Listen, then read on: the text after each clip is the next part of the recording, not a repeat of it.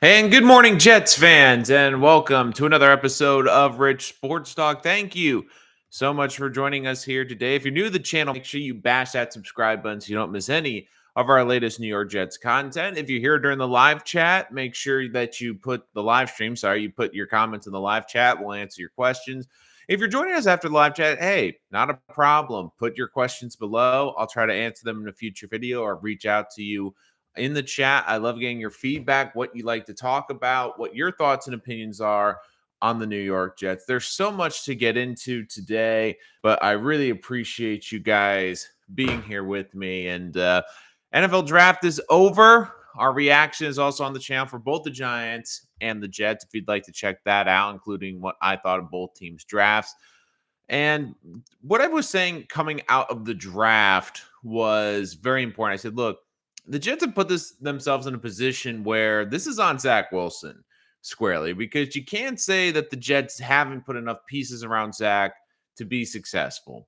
Now, Dan Orlovsky of ESPN has gone around this week on Rich Eisen's show on NFL Live, basically saying that he believes that the best quarterback set for the biggest leap in year two is Zach Wilson. And I've been saying this for a while, especially after the draft, but I really actually do believe that it is true that Zach Wilson is the most set up of any second year quarterback. And some people have been saying, well, wait a minute.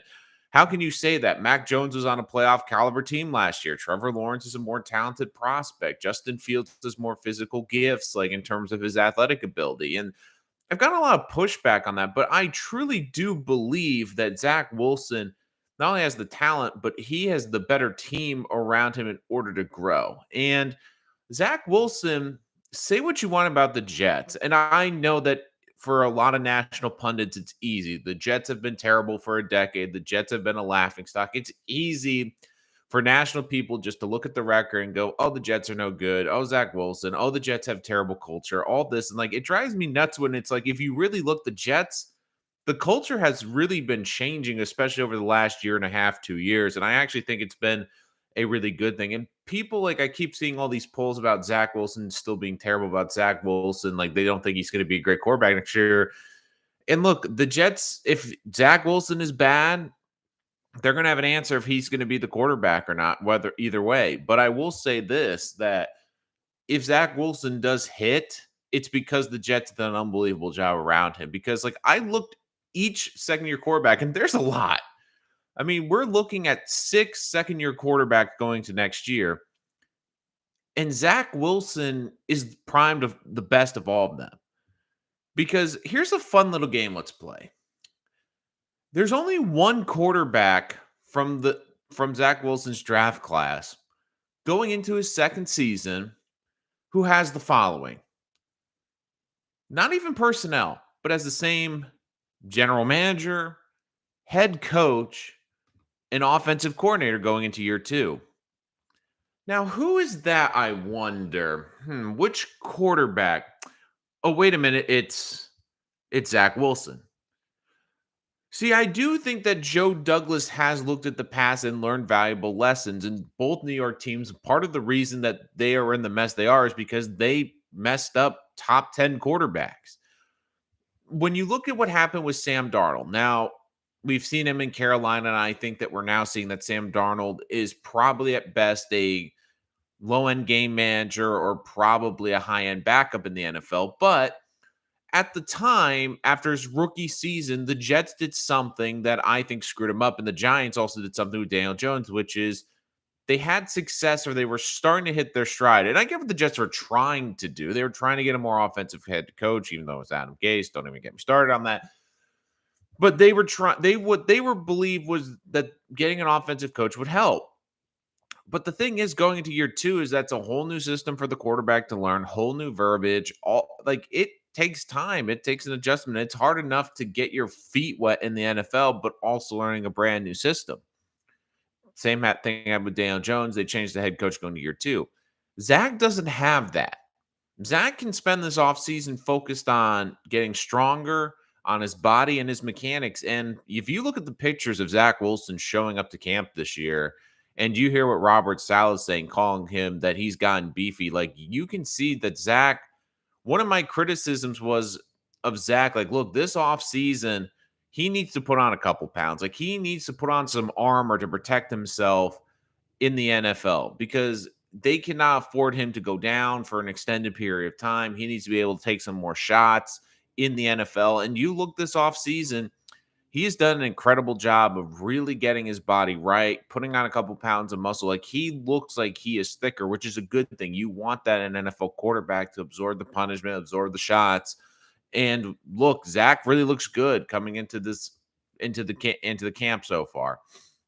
But I want to take it a little bit further, which was the following. I said, okay, it's not just the head coach, the GM, and the OC for these second year quarterbacks, but like which one is set up well? And when I really looked at it, Zach is by far and away the most set up. Like even in New England, Mac Jones is going to have a new offensive coordinator. Did you know that the Patriots still don't have an offensive coordinator as of this recording? They don't have an OC. And I get what people are going to argue. Well, New England's offense doesn't change that much. Well, New England, it's the same system. It's Belichick's system. And yeah, that is true. But we've also seen New England go through ebbs and flows. Like even with the great Tom Brady, we've seen like he do better under Josh McDaniels than other offensive coordinators in the past. So that is a huge thing. And if they're going to change up some of the verbiage for Mac Jones, it's still going to be a little bit of a learning curve when that season starts. So, like, Mac Jones is probably in the most stable situation, but I looked around the league and I went through player by player, and each one of them has situations. And Snoopy, Lawrence and Fields have flawed throwing motion. Zach is a better pure passer. Zach is probably faster running than Lawrence. Like, look, I think Zach is an underrated athlete. Personally, I don't want him running too much. But yeah, there are some like Lawrence and Fields have a longer throwing motion. Look, Zach has the prettiest ball of all these guys. But when I really looked at it too, like you want stability for a young quarterback. And like I said, the Jets are the only team that have brought in a GM, have kept the same GM, head coach, and OC going into year two, but also have added more pieces. Like I went around, like let's go quarterback by quarterback. Let's start with Davis Mills of the Texans. What have they done to help this young quarterback? Okay, they have a decent running game, but they brought back Brandon Cooks. Okay, I really like him as a wide receiver. They brought in John Mechie, the receiver from Alabama. That was a good pick. Kenyon Green, good interior offensive lineman. But here's some of the issues. They have a new OC and a new head coach. They are still in a full teardown rebuild. I was of the opinion, and I know it won't be popular, is I said, and I'll sound like a broken record later, is with that third pick, I would take an offensive tackle. I know they like Laramie Tunsil, but there's also rumors of them trying to move on from him. And look, they don't have a great offensive line, even by adding Kenyon Green. They didn't really add any tight ends. Like, really, Michi's the only player that they've added on the offense. Now, they have Marlon Mack. They have some decent running backs. But as a whole, I look at that offense and I'm going, okay, it's not god awful, but they didn't really elevate Davis Mills. And the other thing too is like I know the Texans keep saying, well, we like Davis a lot. What I think that they've done is they've put themselves in a position to get the next quarterback with all the draft picks they got from Deshaun Watson. Really, Davis Mills is kind of a holdover because they really believe in this guy. I think they would have gone the extra mile. I look at Mac Jones. Look, Mac Jones, does he have the best head coach? Absolutely. Does he have, of all these quarterbacks outside Zach, the most stable situation? Absolutely. But let's be honest. The OC still not being filled, kind of an issue going into, the early workouts. And look, I didn't love their draft. It was kind of a weird draft because it felt like Bill was back in charge again. And I love Bill Belichick as a coach, but we've seen him struggle with some of these drafts. Like the previous draft, I thought the Patriots hit it out of the park, but this draft was kind of a weird one. You look at their top two picks, Cole Strange. Look, I actually think he's going to be a really good pick for the Patriots. I know he was drafted a little bit early, but he's going to be still starting guard. But their offensive line hasn't been as great as in the past. There've already been rumors about them potentially moving on from one of their good running backs. I'm trying to think of which one it was. But you look, they're in a tough cap situation. They added a lot of pieces. I mean, this team spent 300 million in free agency last year, and while it helped the offense, there isn't really a great move that you're like, wow, that was an unbelievable move by the Patriots. The only one you could say is the pass rusher that they got last year. And really, outside of that, offensively, you're like, decent tight ends. And then they also drafted a receiver, Tyquan Thornton, who's got great upside. But the Patriots, like, they'll draft offensive linemen great. They'll draft good running backs. They'll draft pass rush. Like, the one position they can never draft is wide receiver. I mean, just look at their track record the last 20 years. They cannot draft receivers. They didn't go out and add a receiver. They didn't go out in the trade market. If I was the Patriots, what I would have done, and I know that this really isn't their way. If they want to add a receiver, I would have been aggressive in the trade market and gone out and tried to land a free agent. I mean, we've seen some of these teams land big free agents. Like if I was them, I would have tried to go out and land like a Debo. I would have given someone a big offer because look, like the first round pick that they had, like they did use on an offensive lineman, but they're already a pretty good team. They don't have a lot of holes like that. They have so many draft picks. That's what I would have done if I was the Patriots. But you look going into year two, like, yeah, Mac Jones is probably like of all these guys outside of Zach, the most stable situation. But did they really elevate any of the positions around him? Did they truly elevate the offensive line? No, they're adding a piece that they've lost. They've added a project receiver. Like you look at the Patriots, I don't think that they've gotten significantly better. Like, don't get me wrong, they're still going to be a 9-10 win team, but they haven't added significant pieces to really elevate Mac Jones. Then we go to Justin Fields.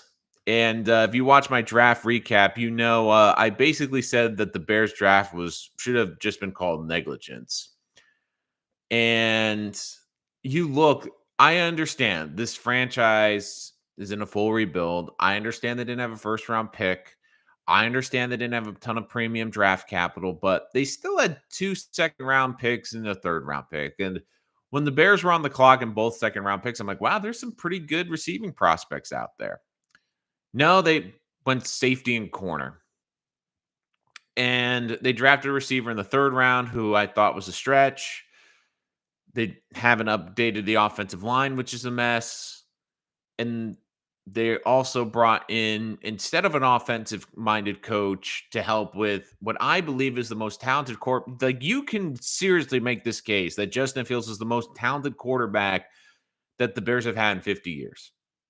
I would say he's even more physically gifted than Jay Cutler. And they gave him a defensive head coach.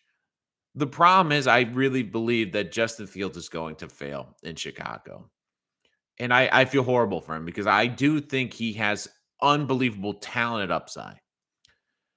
But it really does matter the organization you go to. And for whatever reason, the Bears are still stuck in this 1985 vision. Like, there's a reason why the Bears have not won a Super Bowl since 1985. And, like, they still cling to that season. And I get it. And I understand their identity has been tough, been defensive minded.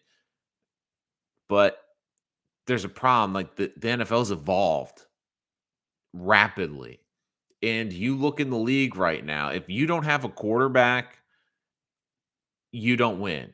I mean, the Bears went all in on their defense. I mean, they had an elite defense. Like, they went all in on Khalil Mack, and they had a great defense the last 3 years. Where to get them? Didn't get them anywhere. Why? They had Aaron Rodgers in their division. They had a supreme quarterback. And I just look at Justin Fields, and I feel horrible for the kid because of all these quarterbacks. Like, you laugh. Like, I thought Houston would be a god off because of the turmoil they have, because of the ownership. Like, when Houston is doing more for Davis Mills, who's probably not even their long-term answer at quarterback, who I truly believe like he is a holdover. Their ideal situation is to get one of the great quarterbacks in next year's draft and even flip Davis Mills to a team and get another draft pick or two. And they're doing a better job building around a young quarterback than the Bears. It's just infuriating. And you look at their situation, like they got Justin Fields last year. Like I was saying, like when they drafted him last year, the Bears are in a great situation because all of a sudden, if they do this right, they could have the best quarterback in their division in 3 years. because I didn't love what the Lions were doing. I thought that the Vikings were going to be in a mess with Kirk Cousins. And look, Aaron Rodgers, like, let's be honest. Yes, he has a 3-year contract, but the Packers even said it's not a 3-year contract, it's 3 one-year contracts. So, like, I just was looking like the Bears have the potential to really hit it out of the park, and they're just swinging and missing. I mean, the Lions are a better football team. They're building a better way. The Vikings are in a better position. It's just amazing. Like the Bears, like I just feel horrible for Justin Fields. Like he's not going to be able to succeed. And here's going to be the problem. I really believe this for Justin Fields too. I'll get to the other quarterbacks. I'm sorry, I'm going on this Justin Fields tirade, but I just have this feeling that Justin Fields by the end of the season, it's not going to go well. I have the feeling he's going to get the tar being out of it. If he can get through this full season and look decent, that tells you that he really is an unbelievable talent because he's got nothing to work with. But I just have this feeling we get to the end of the season, Bears fans, they're going to be in a bottom 5 team. They're going to be calling for a new quarterback, a new toy, a new quarterback to draft in the upcoming draft. And I also do believe that one thing that could easily happen next year is Mitch Trubisky plays well in Pittsburgh. I know they drafted Pickett, but there's a chance, like, if Trubisky plays up to his potential, I could see him beating out Pickett at the start of the season and playing serviceable football where the Steelers are playing meaningful games in November and December. And I just have this feeling like Bears fans are going to turn and say, like, of course, like we had that quarterback and he's, of course, playing better than our current quarterback, but it's all about the situation. And Justin Fields is in basically to me a no-win situation. He's got some running backs. There's some okay, like Mooney's a talented wide receiver, but he doesn't even really have a one receiver. I mean, the biggest move they've made this offseason, letting go of Allen Robinson. Their defense is terrible. I know they're going full rebuild, but I would have said, screw the defense in this last draft. Use all your top picks on offense, offensive line, weapons, just to give Fields a fighting chance, and they failed to do that. Okay, the next quarterback on this, we've gone through Jones, we've gone through Mills, we've gone through Fields. So we got 2 left. Trey Lance. Uh Another great situation like New England. I think that the 49ers are incredibly well run, but there's one big problem is that they now have a new OC. And I know Shanahan, people say he was the offensive coordinator. I get that, but still losing an offensive coordinator is huge. But that might not be the biggest problem with Trey Lance. The biggest problem is we've heard reports coming out of San Francisco that the coaching staff isn't really thrilled with Trey Lance. And more interestingly, I've heard rumors coming out of San Francisco about the other following, which is the following: that there is a bit of a divide in the organization. And I always say, like, everyone has to be on the same page in an organization. Going back to the Jets made the decision to move on from Sam Darnold and Zach Wilson. Now, will it be the right decision? We will wait to see. It does seem to be the right decision to move on from Sam Darnold, but both Robert Saleh and Joe Douglas are on the same page with the quarterback, with the decision making, and that's huge. Like, you need everyone on the same page. When you get situations where you have the coaching staff and the front office disagreeing on a quarterback, it never works out. A great example to me will always be the Tennessee Titans. When the Titans drafted Vince Young. Now, Vince Young was an unbelievable prospect, but Vince Young has also gone on the record and said the only reason he came out in that draft was because Houston had the number 1 pick. He wanted to play in Houston, and Houston, of course, took Mario Williams in that draft. But Jeff Fisher has gone on multiple occasions, said, look, we had a split court, we had a split room. Our coaching staff wanted Matt Leinart. Now, in retrospect, was that probably the right decision? No, but they wanted Leinart. There was one problem. The owner, who saw Vince Young have arguably the greatest college quarterback performance in the Rose Bowl we've ever seen, said, we want Vince Young.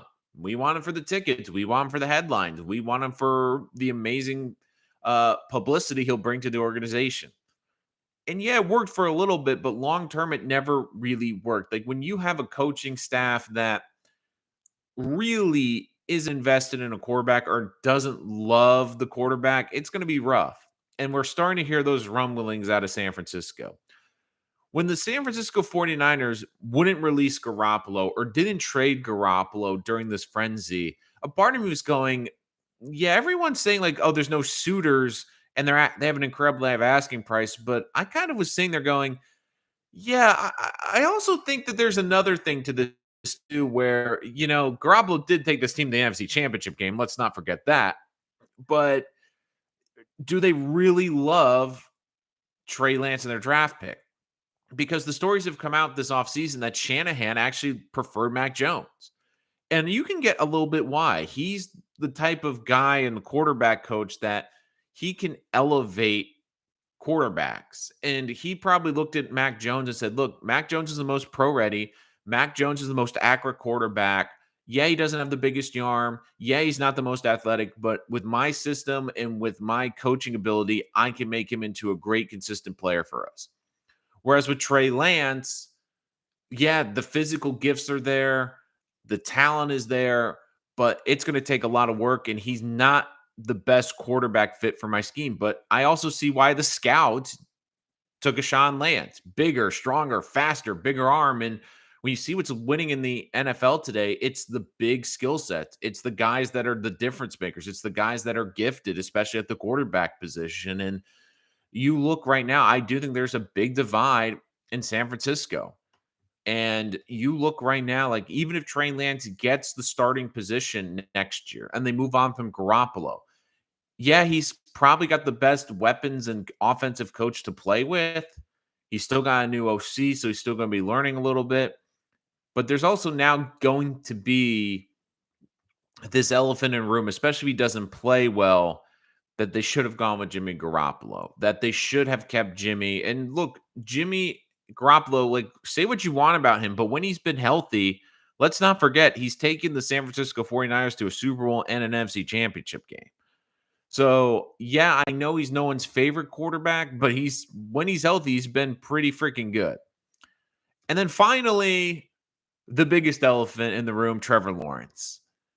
And I am just, if you've watched this channel, one of the biggest pet peeves I had over the last 18 months was when the Jets were slated to get the number one pick. And I heard it over and over and over again.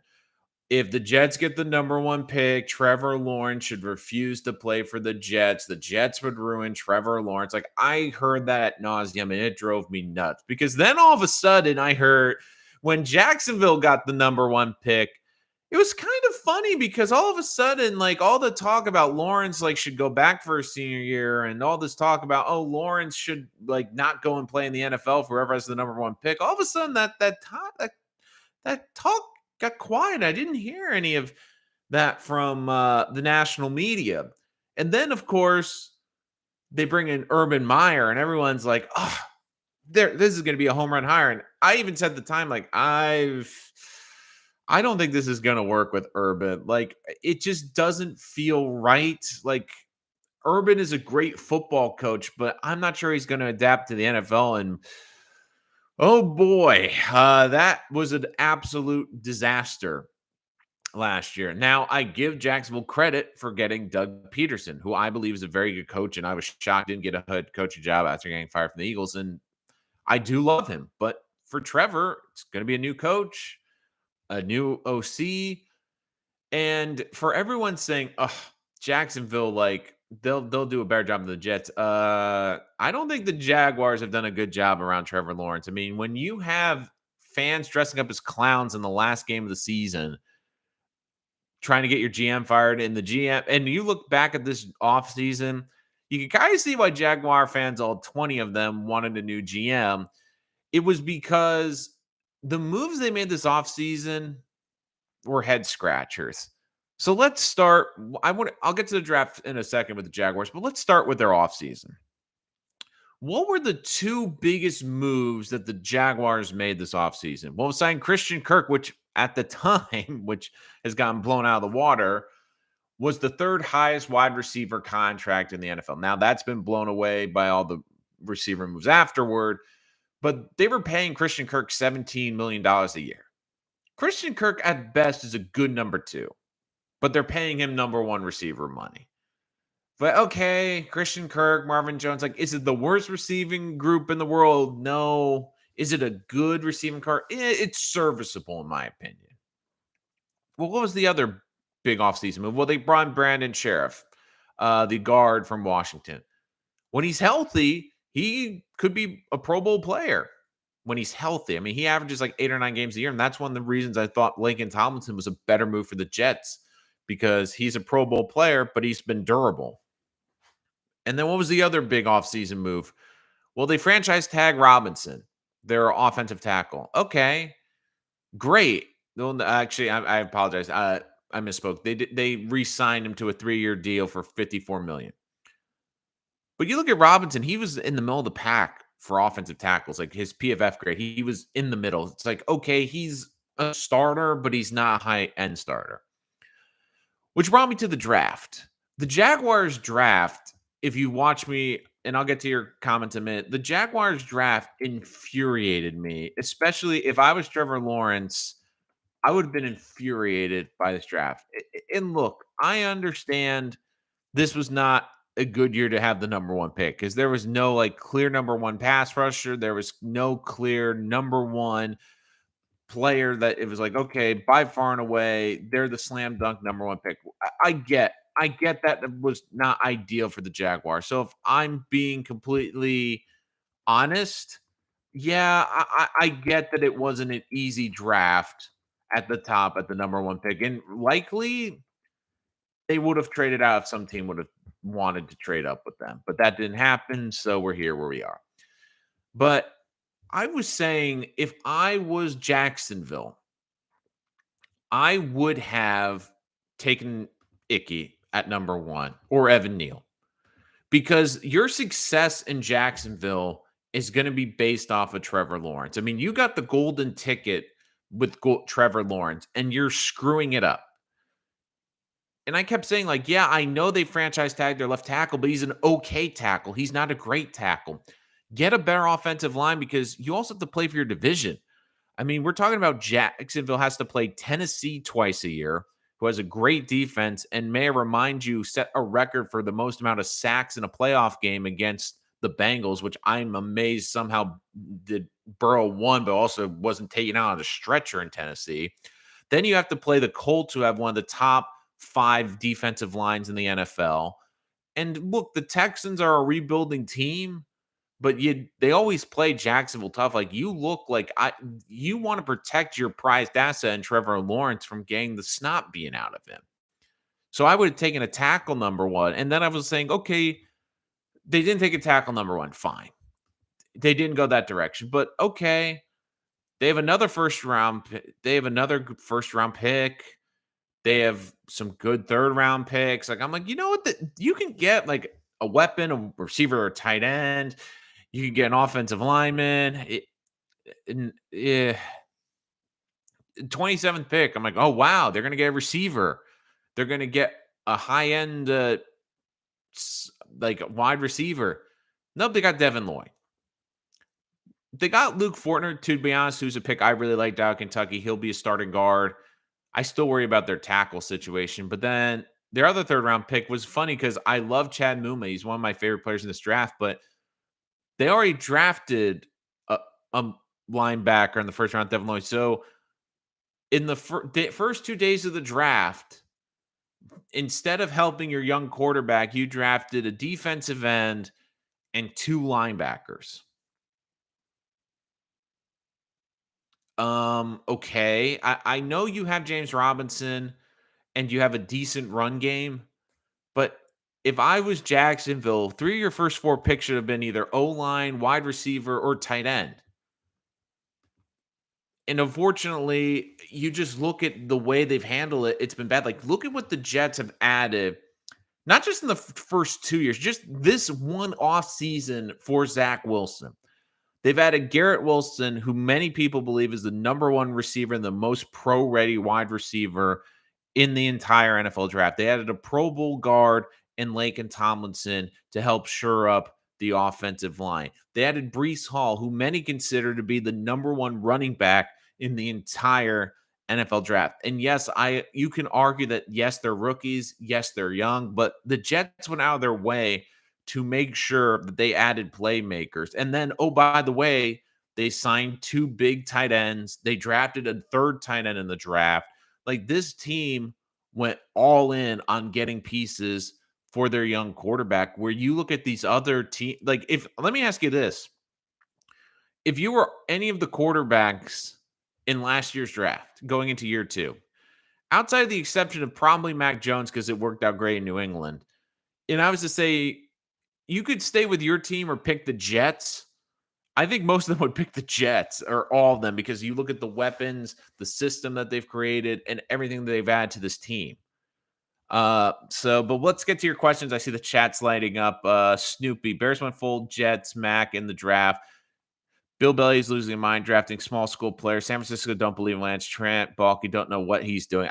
I agree. Like that always annoyed me, Snoopy, where like, yeah, I love the move to get Pearson, but you had to clean house with the general manager. Like Balky too is covering that San Francisco mold too, which isn't a bad thing. Where they bet on high athletic players, and look, Walker testing was absolutely great. But the problem too is San Francisco's also built a great core. They've built great trenches. Like that's the one thing I think Balky's lacking, which is yeah, San Francisco wants those freak athletic players, but I know you could argue that Walker's a trench player too, but they also have built themselves to have a great offensive line, great defensive line to the point where, okay, they can take some swings on freakish athletic players because they've built that solid foundation. He hasn't done that yet. Zach has the best situation, and the irony was the narrative Trevor should do all he could. Yeah, like that narrative drove me nuts, and it pissed me off because it just drove me absolutely insane last year where people like, oh, the Jets would be terrible. The Jets wouldn't be able to handle Trevor Lawrence. Oh, the Jets this, Jets that. And the Jets have gone out of their way to build a good team around Zach Wilson. And they've also put themselves in a position too where they don't have a lot of dead cap. They have themselves in a great situation where so even if he pops in year two, they're still going to have flexibility to still improve as a roster. Like they didn't sell out and put themselves in cap hell. Like if it doesn't work, they're screwed. Um, Fields might end up like Sam, unfortunately, from Kingco. King, I agree, but at least the Jets, like McCagnon gave the impression he was trying with like Le'Veon Bell and like Adam Gase, at least with an offensive coach. Like they were not doing it right, but at least they were somewhat trying. Like the Bears just feel like they don't have a plan. And it feels like their first thought was, well, we got to build up this defense because we lost some pieces. But I'm sorry, like you look like, yeah, you can win with great defense in the NFL, but it's become such a quarterback dependent league. Like if you don't have the answer at quarterback, it doesn't matter how great your defense is. I don't trust Jacksonville or Lawrence. Lawrence reminds me a lot of Darnold. Snoopy, I think that's a bit excessive. I really still love Trevor Lawrence. I do think he's going to be an unbelievable player, but I do agree with this comment from King Cole. Lawrence won't reach his ceiling in Jacksonville. Now, I do think he's got a better coach with Peterson to help him reach that ceiling, but I just have a feeling that Shad Khan is a funny owner because you can tell he likes to win. He doesn't mind spending money. I just get this feeling because he's got so many other investments, like in so many other teams he owns, like he owns the teams in London, that it's hard for him to focus on the Jaguars. And I get it, when it's not doing great, you don't want to spend too much investment. But like you look like if we get to the point next year where Trevor Lawrence isn't great or we're seeing an ascension, then you have concerns because they're in division like the AFC. Like we talk about the quarterbacks, and even in the AFC East, the Jets now have to wrestle with Josh Allen for the next 10 years. And that's one of the reasons I think there's so much pressure on Zach being right. And look, I have a feeling that if this works right, by the end of the year, we're going to say Zach Wilson's the second best quarterback. I think he's got more talent than Tua and Mac. The question is, do the Jets have enough talent, and is Zach going to be good enough to pass Josh Allen? Now, look, even if he's not good enough to pass Josh Allen, if he's the second best quarterback in this league and there's not a ton of separation, there could be years where the Jets sneak up on the Bills and can maybe beat them a year or two out. But at this point, if you're the Jets, you just want to get into the tournament. Like you can get into the wild card, you can just be playing in the NFL playoffs. It doesn't matter where if you're the division leader or a wild card, you just want to get into the tournament. You look at the AFC South, like that is just got to be frustrating because you could say if I said who's the quarterback with the highest ceiling in that division, it's Trevor Lawrence. And Jacksonville could royally screw this up because they could have the quarterback that could be by far and away the best quarterback in their division for the next 15 years, and they're screwing it up. Because look at it. Tennessee, they have Tannehill, who's a quarterback I really like, but they also drafted Malik Willis. It tells you that, yeah, they're not completely sold on him. Who are the other quarterbacks? The Colts have Matt Ryan. Okay, an aging veteran who is still a very good quarterback, but is limited mobility wise. And you just have a feeling he's not their long-term answer. They keep going with the short-term answer, whether it's a Philip Rivers, a Carson Wentz, like they don't have a long-term plan. They don't have the 5-year plan at quarterback. And then you get to the Texans. Texans have been an absolute dumpster fire with how they've run anything. And even with Davis Mills, I don't think he's the long-term answer. So realistically, the Jaguars have a golden ticket in the AFC. Like we talk about the amount of talented quarterbacks in the AFC. The AFC North and the AFC West are insane for the amount of talent you have at quarterback.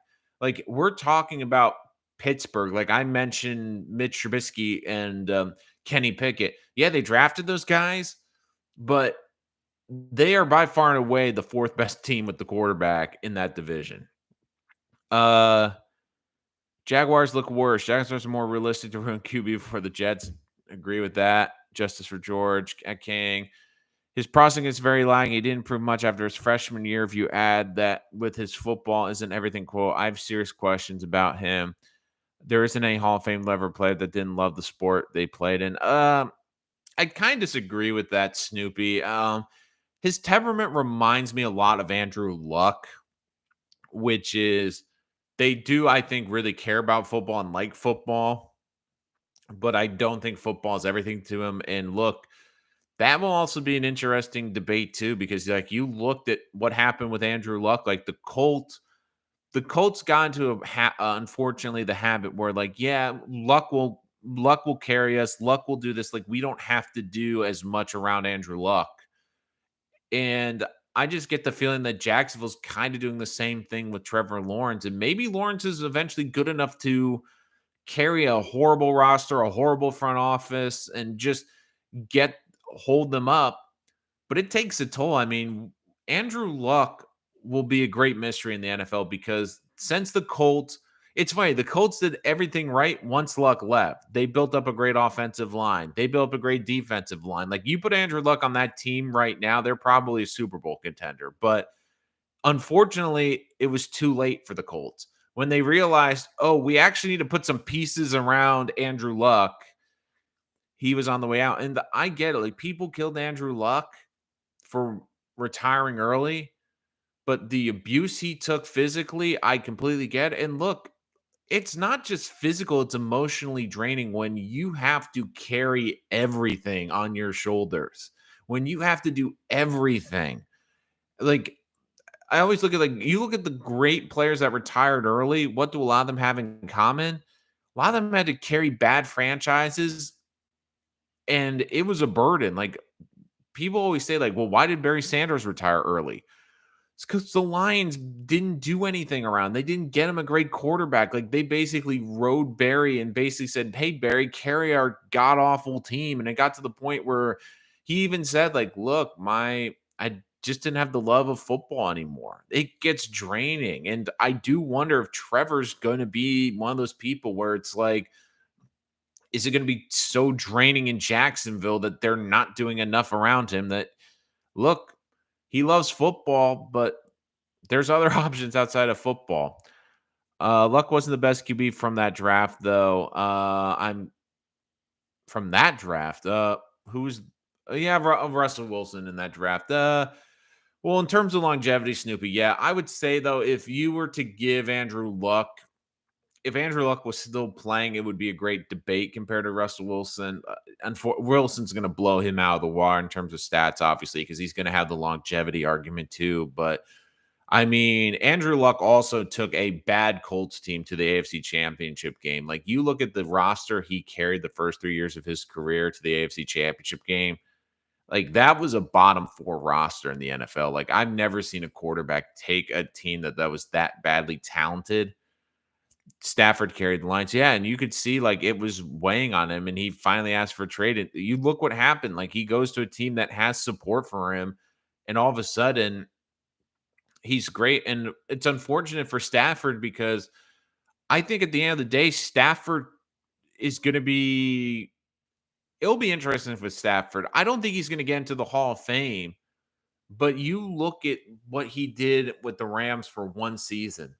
If he had 10 of those seasons with the Rams, like I'm just saying stat wise, people would say, "Oh, he's a no ballot Hall. He's a first ballot Hall of Famer." Now the problem is like it's like Detroit. Oh, okay. Their Hall of Fame was taken in Luck's draft, and Luck was never on a Hall of Fame. No, I disagree, Snoopy. I think if Andrew Luck was on a Hall of Fame trajectory, if he was able to stay healthy, like you look at especially his first 3 years of the season, like we forget too, like yeah, Russell Wilson won a Super Bowl, but that was also on the team when he had the Legion of Boom. Like the first 2 or 3 seasons, like Russell was a very good quarterback, but he didn't carry the Seahawks. The Seahawks had a great running game and a great defense, which helped him. You look at Andrew Luck, like the first 3 years of his career, start every single game. And then, of course, 2015, 2016, the injuries started piling up, missed all of 2017, came back in 2018. But you look at those first 3 seasons, year 3 in the NFL, 40 touchdowns, 16 interceptions, averaging 297 yards per game, 4,700 yards. I mean, this was someone that basically made the Pro Bowl his first 3 years, was someone that was in the MVP conversation and someone that carried a franchise. I mean, you look at that Colts roster, they're terrible. This was somebody in his first 3 seasons in the NFL, taking over a team that, may I remind you, was 2-14 when he took over. Went 33-15 in his first 3 seasons in the NFL. And that was before the injuries. After the injuries started piling up, he still bowed through it, but he went 20-18 as a starter. But that was after all the injuries and after he got the crap beat out of him. But if he stayed healthy, those first 3 years, yeah, those are Hall of Fame numbers. I mean, those are Hall of Fame numbers. I mean, he was winning 11 games a season and getting to AFC Championship games. And look, Russell Wilson, yeah, I do think he's more athletic. No, I think Luck had the better arm. Like people forget too because he's been out of the league for a while. Like people forget how good Andrew Luck is. Like, and the part of the problem too is like Andrew Luck retires.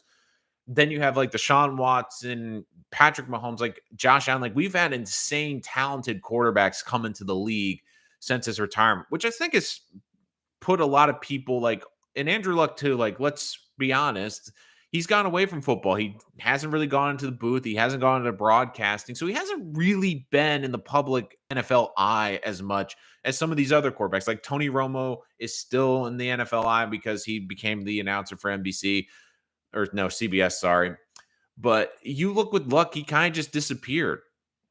And that really was his personality too. And you look at what Luck did the first 3 years of his career, it's unbelievable. And look, Russell Wilson has developed into a great quarterback, but no quarterback really in my lifetime has been that good that quickly and carried a franchise that early in his career. I mean, we're talking about like even Tom Brady, like if you watch Man the Arena, like the first couple of years, that Patriot defense and running game really helped to carry him until he hit the ground running. Like you look, like it takes some guys years to pop. The only other guy I can think of is Patrick Mahomes, but Mahomes also had the fastest wide receiver, the best tight end in football, the best offensive play caller in football, and oh yeah, by the way, a year to learn sitting behind Alex Smith, who's probably one of the most underrated quarterbacks of the last 20 years.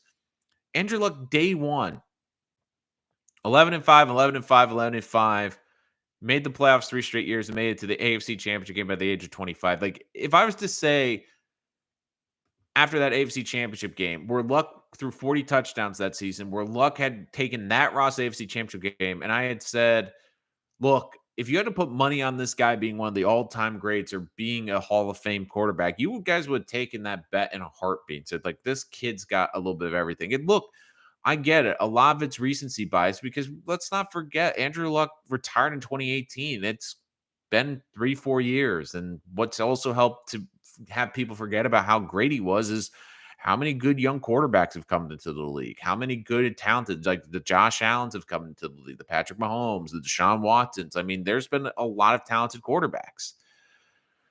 Luck was overrated. He was advanced in process, but everything else was meant.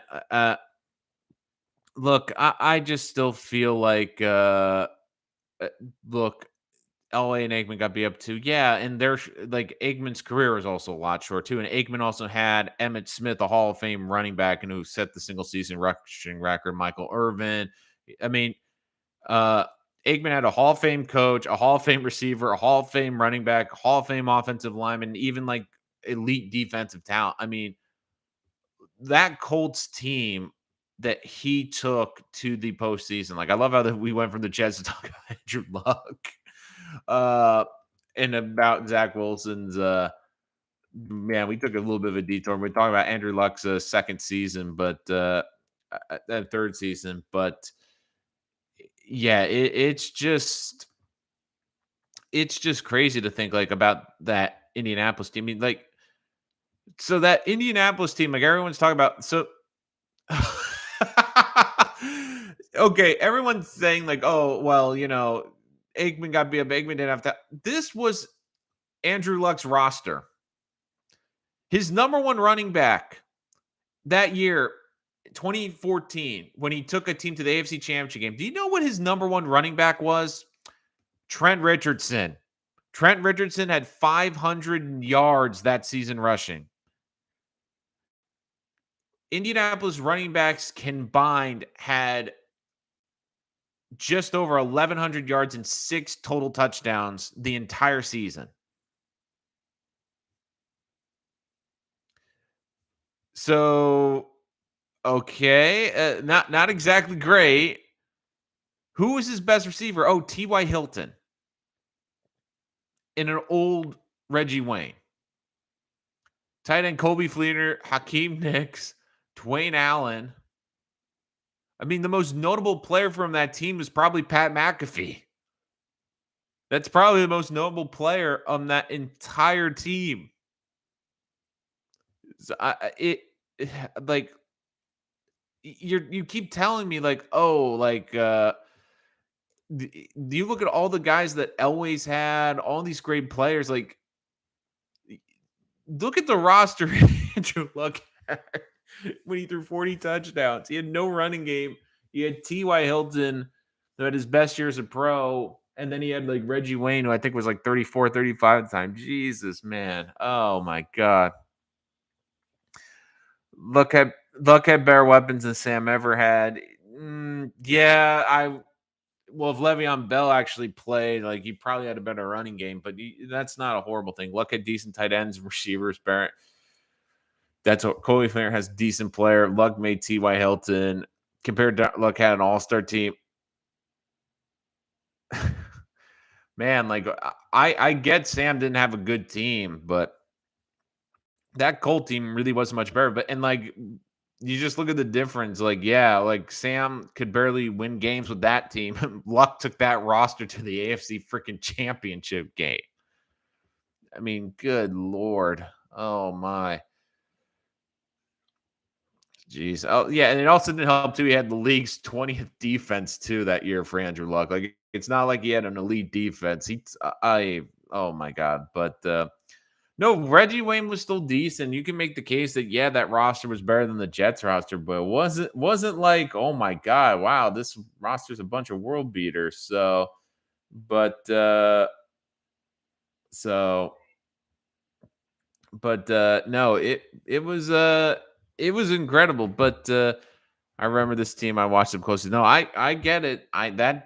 that Sam Darnold team, like I did a whole thing about how good Joe has been as the GM, like the roster difference. But I mean, getting back to Zach Wilson, again, guys, chat's open if you want to say anything. I do think Zach Wilson's up for the biggest success. Now, I do think Jet fans have to temper expectations. I still think this is a 7-8 win team, even though the schedule looks a little bit better. I know the schedule potentially leaked last night. And if that is indeed the schedule, I don't think it's a horrible schedule, but I do think the Jets have to be realistic. This is a team that's going to have 9 road games this year. This is a team that still has a young roster.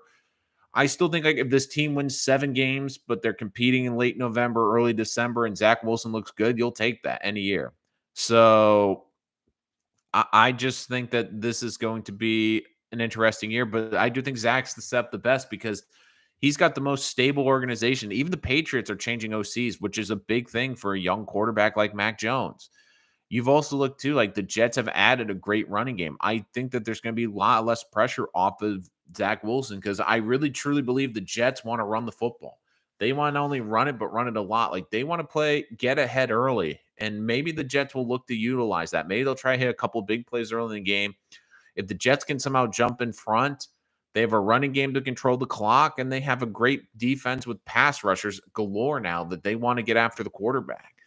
So I really love what the Jets have been doing this offseason. I think that they've done a great job building around Zach. Like they've improved the defense tremendously as well. Like that's another thing which doesn't get talked about as much, but it's just as important where the Jets have also done a good job improving this defense from where it was a year ago. I do think that this defense will be a lot better.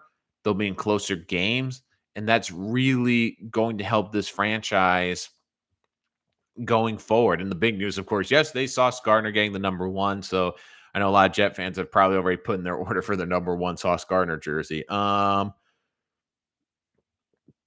Any questions about Zach Wilson? Because I know we're going all down the Andrew Luck rabbit hole. But no, like I just look at all these other quarterbacks. Like they've either lost a GM, they've lost an OC, they've lost a head coach, and I don't think their teams have done as much as the Jets have done putting offensive weapons and offensive lines around them. Like I feel like, yeah, Mac Jones, the Patriots haven't lost a lot, but I don't think they've added a lot. They have a new OC, Davis Mills. It just feels like the Texans are just kind of holding him over until they get a better option. Justin Fields, I think it was negligent what the Bears did this offseason. Trey Lance, they're keeping Jimmy Garoppolo, which tells me they don't love Trey Lance and they're not ready to let him just take over. And Trevor Lawrence, like, I don't get what Balky was doing. I would have taken a tackle number one. I mean, their biggest signings this offseason kind of have me going, I do like their third round offensive line pick, but that's about it. They didn't add weapons in the draft. They drafted 2 middle linebackers. How are 2 middle linebackers helping? And look, their defense is going to be better next year in Jacksonville. Yay, that's great. But who's Trevor throwing to? Who's Trevor? Who's protecting Trevor? Rich, you think Wilson gets 5? 5 what?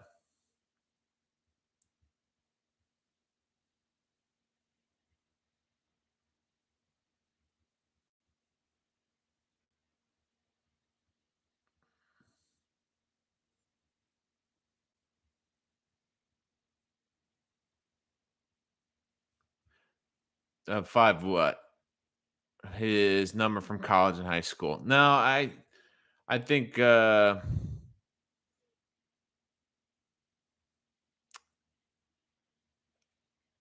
so I think he will. I don't think there's anyone with a number 5 on the Jets right now. Because DJ's moved to 4, Sauce is 1. Is there a 5? It's when the kicker is 5. That's the only other one. No, Mike White's. Yeah, that's it. Mike White's 5. So maybe, I mean, maybe Mike White will change the number. It'll be interesting. Garrett Wilson's probably is going to make more money than Mike White, so he probably will make a little bit of a donation. So, uh, but no, yeah, I just have a feeling Zach Wilson's in a great position going forward. I think the Jets have done an unbelievable job. And when people like Dan Orlovsky are saying, look, I think Zach Wilson's prime for big league, I tend to agree because they've done a great job of putting pieces around him. They've done a great job of upgrading the offensive line. And look, this is all on Zach. But if Zach hits this year and if Zach plays up to his ability, we might be excited as a fan base, and we might finally feel like we have that quarterback question solved. Thank you guys so much for joining us here today. Appreciate you as always. If you're new to the channel, make sure you hit that subscribe button so you don't miss any of our latest content. We'll be back with more Jets content here on Rich Sports Talk. Thank you as always for joining us here today.